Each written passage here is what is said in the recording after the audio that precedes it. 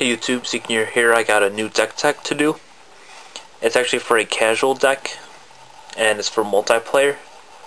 It's called Multiplayer Lockdown. So first I'll just go over the deck, then I'll do some card selections, card combinations, and then win condition. So let me just start out with the lands first.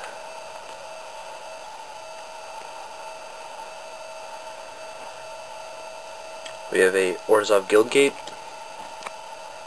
Boros Guildgate, and Rakdos Guildgate because they're pretty much the most casual cards ever.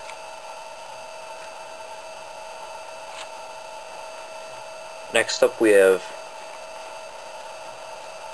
7 Swamps, 4 Mountains, and 9 Plains. So pretty basic land base there. Next I'm going to go over the very small creature count. We have 2 False Prophets. One is put into a graveyard from play, remove all creatures from the game. 3 Magus of the Moat. Creatures without flying can't attack. 2 Innumerable Archangels. Flying Metalcraft artifacts you control have Shroud as long as you control 3 or more artifacts.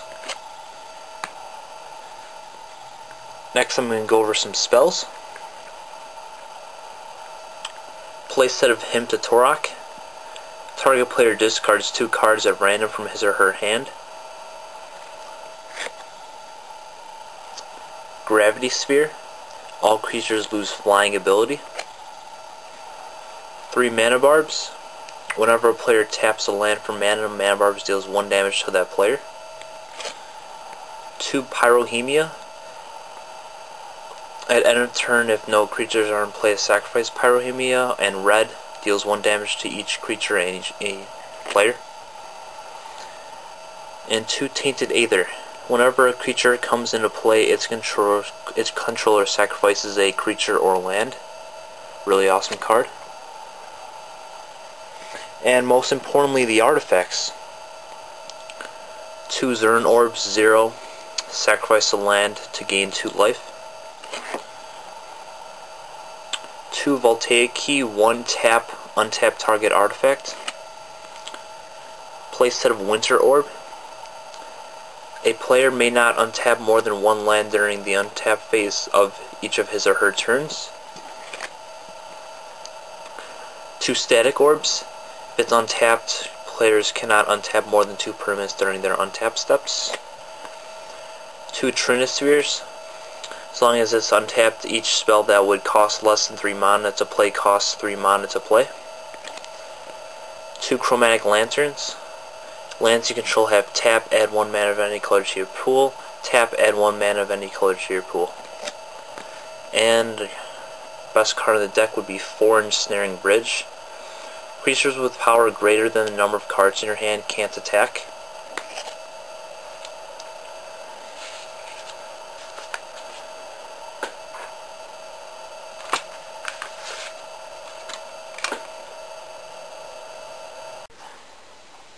So first I'm going to go over a few card selections.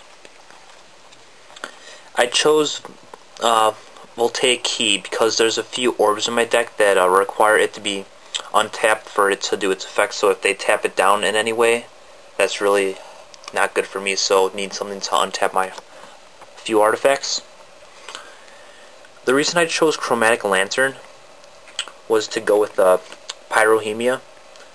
It requires only red to do its effect, so if I can make my whole pool red, that's really helpful for Pyrohemia. And Tainted Aether, I run 2 of because I only run 7 creatures. And if my opponents are going to be playing lots of creatures, they're going to have to be, in order for them to play their creatures, they're going to have to destroy other creatures or lands, which is really great for the big lockdown effect. My deck has a few combos.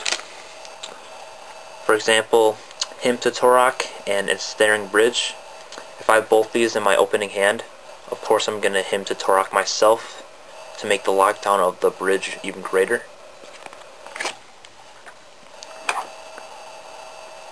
Also, another great combo in the deck would be Gravity Sphere. All creatures lose flying and makes of the moat. Creatures without flying can't attack. So together, this basically says creatures can't attack is pretty much what this combo says. So really nice. And for win conditions, mana barbs. Pretty self-explanatory there. And Pyrohemia seems like a stalemate kind of card, but if I strategically use my Zern Orb, I can get the 1-up on them and win.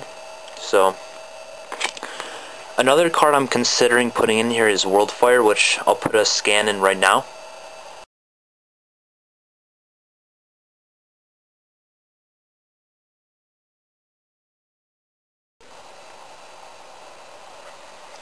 The reason I want to play Worldfire is because if I play Worldfire, put us both at 1, then I play a Mana Barbs, and that's the only thing on the field. That would be the funniest thing ever, because then it's pretty much a stalemate.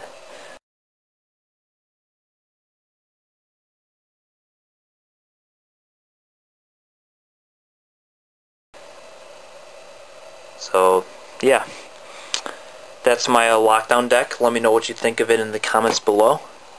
If you would add or get rid of anything, let me know. Hope you enjoy it, and have a great day.